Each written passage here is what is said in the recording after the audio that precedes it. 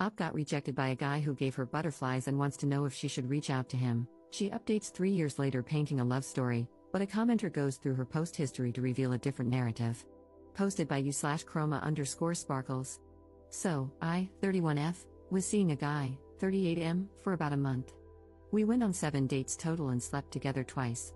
He seemed very excited about me in the first 3 weeks, planning dates, kissing, holding hands, and showing general PDA in public. He paid for every meal and activity, and he texted me daily. We had great conversations, and everything seemed to be heading toward us happily dating. Then, this past week, I suddenly noticed him slow fading me. Yesterday, when I asked if he was available at all this week, he sent me a text apologizing profusely, saying he thinks we should see other people. I simply replied, while bawling my eyes out, "It's okay. Good luck with everything." I deleted my Bumble account almost instantly after he sent me that message because I was ready to give up, but I remade it today.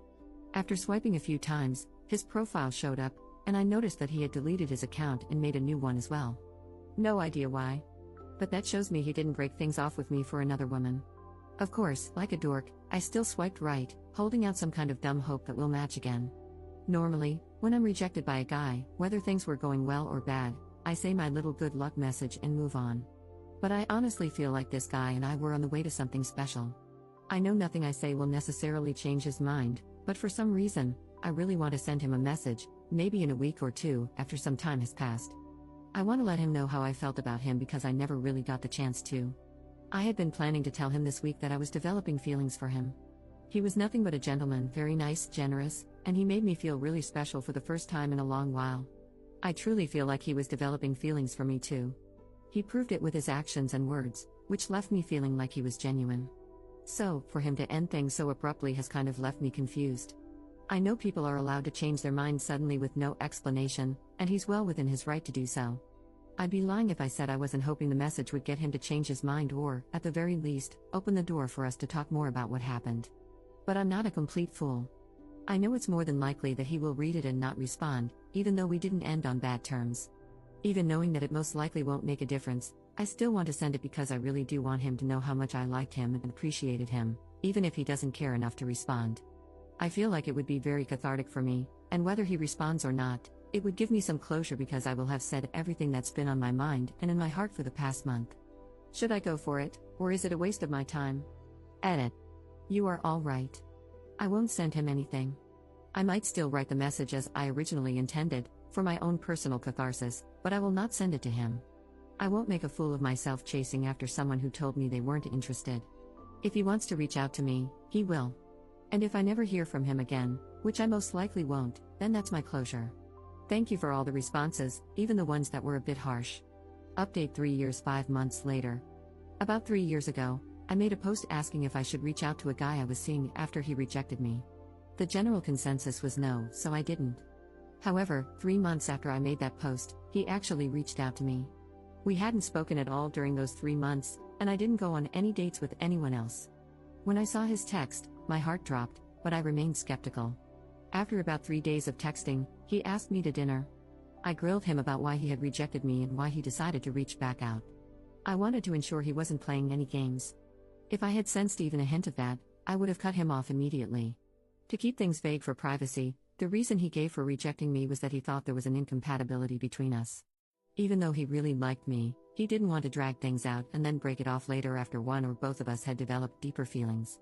I asked why he decided to come back, and he explained that he realized we had something really good. He said he really liked me and was willing to overlook the incompatibility because, after thinking it through, he concluded it wasn't a big deal in the long term. For context, it wasn't anything major like kids, marriage, etc. He admitted he had made an assumption and ended things too early when he probably should have waited and talked it out with me. He acknowledged his mistake and apologized multiple times. I also asked if he had been seeing anyone else during the 3 months we weren't talking. He said no, he hadn't even been on any dates since me. Since he had never given me a reason not to trust him, I chose to believe him. I just wanted to make sure he wasn't using me as a rebound after being dumped or something. Long story short, we've been together ever since that dinner. And now, 3 years later, we're engaged. We are madly in love, and he truly is my best friend. My mom loves him, his mom loves me, he loves my fur babies, and they love him, so all is good. I'm sharing this not to brag, but to encourage people to stop cutting others off so quickly or assuming bad intentions when someone comes back. Believe me, I've been led on and used by men in the past, and I probably should have cut them off sooner. Looking back, the signs were there, but I chose to ignore them. My now fiancé has been nothing but a parade of green flags, but I was still cautious when we started dating. As much as I liked him, I would have walked away if I had seen any red flags. He came to me correctly and didn't play games. He asked me to be his girlfriend without me having to push for it, and he literally told me, "I didn't reach out with any intention other than asking you to be my girlfriend." Don't be afraid of being someone's second choice because, in a way, we're all someone's second choice. If someone comes back, don't assume they have bad intentions, unless they treated you poorly to begin with. But if someone was kind, caring, and generous, and things didn't work out the first time for some reason, it doesn't hurt to give it another try. Just make sure they're not playing games, and if they are, leave. Okay, this is really rambly, sorry. Thanks for reading. Edit. I'm still not going to reveal the actual reason. But, like I said, it turns out it actually wasn't a major incompatibility, just a bad assumption on his part. If we had truly been incompatible in some way, we definitely still wouldn't be together. Compatibility in a relationship is different for everyone, so what works for some people may not work for others. Commenter. Listen, I'm not trying to be messy or rude about Op, but there's a lot of context about her romantic life left out from her posts, both before and after this instance. TLDR, the impression I get is that she's afraid of being alone, especially because she's over 30, and the man will settle for having her around but isn't enthusiastic about having her in his life. Outside of her talking about her dogs and weight loss, all of her posts are about her love life. 6 years ago, in our /dating over 30, she complains about being ghosted by 3 potential romantic partners in 2 days. She estimates she's matched with 200 profiles in the past week on 2 platforms without any results. 5 years ago, in our /dating over 30, she's talking to 2 guys from online dating platforms. The 2 conversations always turn to cuddling, even when she steers away from that topic. She expresses confusion and seeks confirmation that the guys are trying to get sexual. 5 years ago, in our /divorce, she posts a rant about how she shouldn't be back in the market and deserves her version of domestic bliss. She says she's constantly getting rejected but also states that everyone she speaks with is boring. She mentions that when she was married, she constantly celebrated that she wasn't dating anymore. She closes out by stating she'd never get back with her ex but misses being happy in a marriage. 4 years ago, she wrote the original post about reaching out to the guy who rejected her. 2 years ago, she posts in our /Black Ladies and our /Relationships over 35 about the same topic. She states she's been dating her boyfriend for 14 months and started a conversation about marriage. She's surprised that he's hesitant about marrying her. He says he's not against marriage but is more scared of the possibility of divorce, attributing this fear to watching his parents' nasty divorce. She's shocked because she assumed he wanted marriage, given that his friends and family are all married. She ends by panicking about whether he wants to marry her and wonders if she should give up the desire for a legal marriage to hold on to the relationship. Op waffles between saying she's not waiting for him and mentioning that part 2 of the conversation is coming soon. The comments are revealing, neither of them has retirement savings. Op mentions they won't have kids but avoids addressing questions about her previous statements that she wanted children, etc. Then she makes various posts about selling an engagement ring. The first post, she's selling an engagement ring to purchase another one that fits her preferences. My opinion, he agreed to marry her and she's buying her own engagement ring. The second post, she drops the price to move the ring quicker. Based on her wording, it seems she can't afford the new engagement ring until she recoups the money from the initial one. This could indicate her financial situation and the level of investment her fiancé has in the engagement, giving him the benefit of the doubt that he's willing to contribute to the costs of the new ring. The third post, she asked for opinions on the different stones she's considering, wanting a moissanite stone as close to a diamond as possible, and posts a video of the loose stone she chose. Then 7 days ago, she posted the update to her original post, the one about reaching out to the guy who rejected her.